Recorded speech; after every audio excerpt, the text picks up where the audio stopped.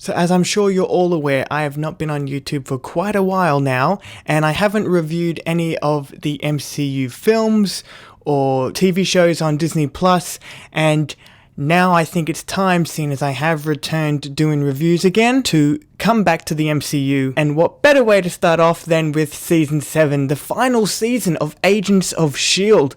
Guys, it's the end of an era. So this season again sees the return of Coulson, and still not the real Coulson. This time, however, it's a LMD with Chronocom technology integrated into it with Coulson's face. So again, not the real Coulson. I swear to God, Coulson is to this show like Loki is to the actual MCU. I will admit though, it was fairly emotional seeing the team having to come to grips with his return and the fact that it's not actually him, but it's more him than what we got last season. And it was really fun seeing him realize just how strong he is and go toe to toe with some of this season's villains. And this season, like season 5, does time travel, but instead of jumping to the future and dealing with the events of the present, we go back in time and work our way forward in time through the different eras. And that was a really fun aspect of the show. More fun than what they did with season 5, when they time traveled in season 5. The time traveling in this season personally was much more fun for me. And can I just say that the costume design, the set design, everything when they were jumping from different time periods was so on point. It was really well done, and the CGI for, expanding, the shots to show more of New York or Chicago or whatever in each time period was really fun. And the villains that Coulson goes toe-to-toe with are the Chronocoms. They have gone back in time to alter history to their advantage for whatever reason.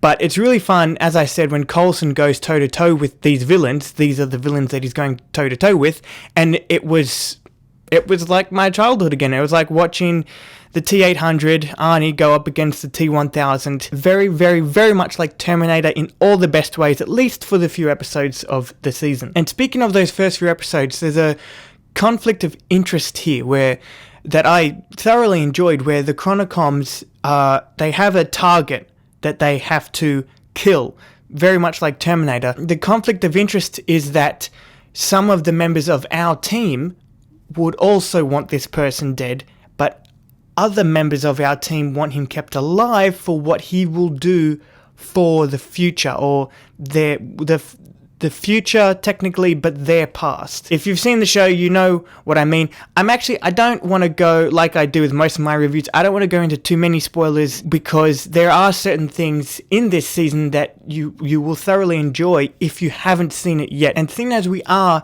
jumping through time, I was always on the lookout for things or people of importance, in our own history, but more importantly in the timeline of the MCU. And let me just tell you, there was one reference that actually became a pivotal plot point in one of the episodes that it thoroughly pleased me, as it was from one of my favorite MCU films of all time. Again, don't want to say what it is if you haven't seen it yet. I loved it. As the scene was going on and the characters were speaking, I was thinking to myself, is it this? Is it this? And then they revealed what it was, and I was like, yes, that's awesome. That was a cool moment. I love that. Also, Deke gets to fix a mistake that he thinks is a mistake, which I totally was not expecting. Did not expect them, in the moment I was not expecting Deke to just do what he did. That was very shocking and very satisfying. Speaking of Deke, he actually has a lot to do this season. He's in one of my 3 favorite episodes of this entire show. Those 3 episodes would be Out of the Past, The Totally Excellent Adventures of Mac and the D, and As I Have Always Been. These episodes really knew how to have fun with the story and the characters, while also having enough of an emotional investment to keep you locked into the story and keep you caring about the characters and what's happening. The first is a black noir throwback detective story, which I really enjoyed. The second I probably liked even more than that, which was the episode with Mac and Deke. It took a while to get going, actually, for me to finally see what it was, but then at a certain point, I loved that episode, and I went back and rewatched it. It was so much fun. Watching Deke have, all the fun that Deke usually has when it comes to time traveling, but then also seeing what Mac is dealing with, and it's so isolated in the fact that Mac only has this one episode to deal with this one thing. That's it.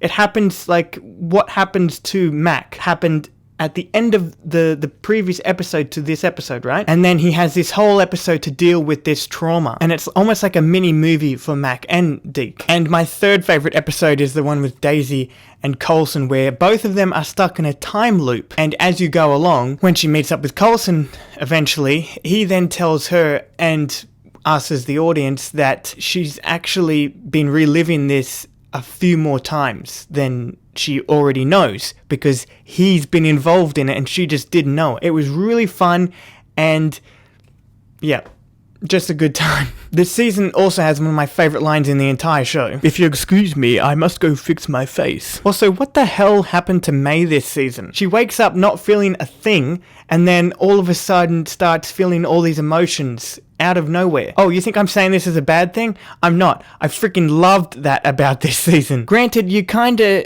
don't see the point to what they're doing with this thing of hers, because she essentially becomes an empath, like Mantis from Guardians of the Galaxy, because you see her bump past people in the street during the 70s of all times, and she's just filled with rage because the guy she bumped into was filled with rage. And then next she goes to a bar and she's bumping into all those guys, and guess what? She's drunk for no reason.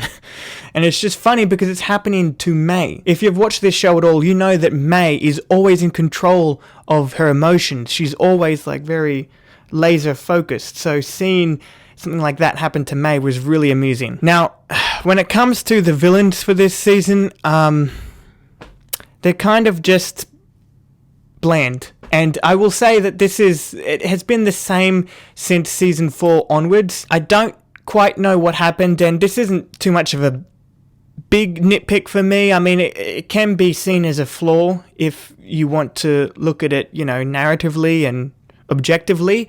But when I go to watch Agents of S.H.I.E.L.D., I'm really not watching it for the villains. However, the villains for season 1, 2, and 3, I thought, were much more fleshed out. The villains from there onwards, just from season 4 onwards, no, they weren't really that fleshed out too well, and I've never been invested in the villains or really felt any sort of connection with the villains at all. Because if you think about it, if you think of Ward, he was a good villain because you hated his guts. He's probably, Ward is the show's best villain because you hated his guts, yet the show explored him so much and you got to understand him so much that you empathized with him. You understood where he got to the point, right? That made him who he is. But for this season, I didn't really understand why the villains were doing what they did. They just seemed like evil people doing evil things, and that's about it. Which I'm totally fine with because I don't come to Agents of S.H.I.E.L.D. anyway for the villains. I come to it for Agents of S.H.I.E.L.D. Anyway, that is my review for Season 7 and the final season of Agents of S.H.I.E.L.D. Can we just take a minute to appreciate how great this show has been for the most part? It's a good show, and if you haven't seen it yet, please do check it out. It's really good. Anyway, that is my review for Agents of S.H.I.E.L.D. Season 7. I will see you in my review for WandaVision. And it is not every damn review. From, what's his name? In Time. Motherfucker. So as I'm sure you... What's the word I'm looking for? The fuck is that? Flies in here. Flies and gnats.